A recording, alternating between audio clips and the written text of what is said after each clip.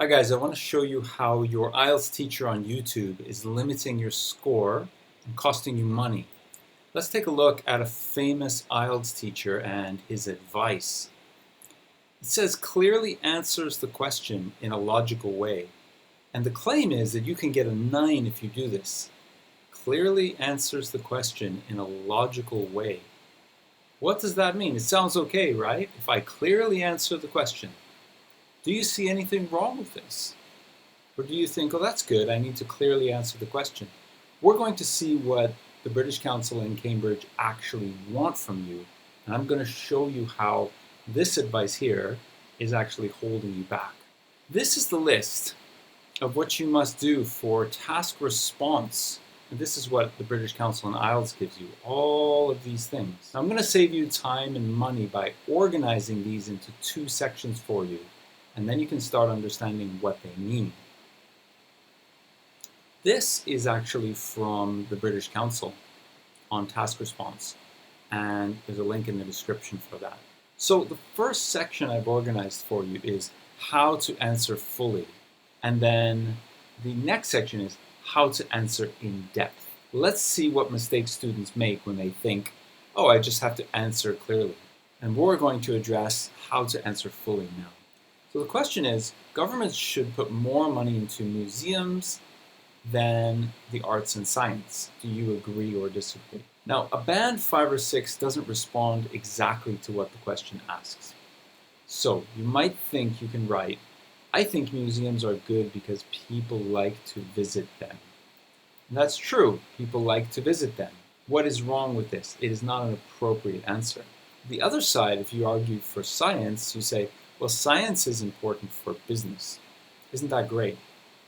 I've clearly answered the question, but you have not fully answered the question. Now, a 7 is a little higher than a 5 or 6, but you've overgeneralized, too general. This is a super huge common problem with IELTS students. What does this mean? The answer for the student is government should put more money into the arts. Because, okay, now we know why. Culture is important to our well-being. Sounds good, right? Culture is important to our well-being. But what is culture? It's hundreds of things, right? And what is well-being? In what way do we have more well-being when we have this culture? So first we need to know what the culture is, and then we need to say how that improves our well-being. This is too general, and this is too general.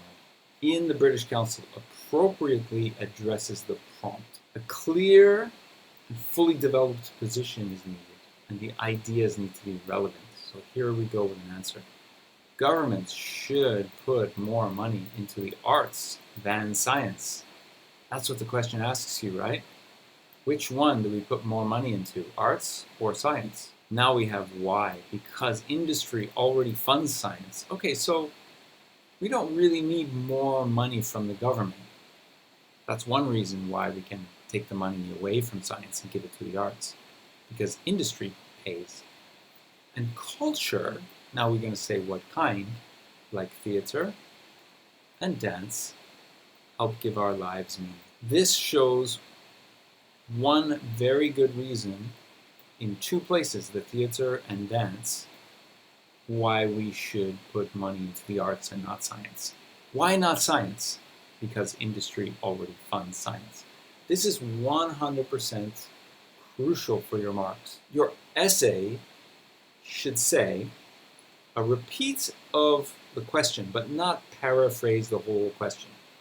You just need to say, we should put more money in the arts and science than science because.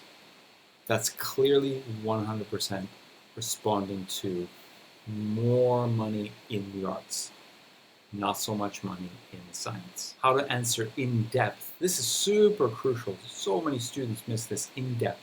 What does in depth mean?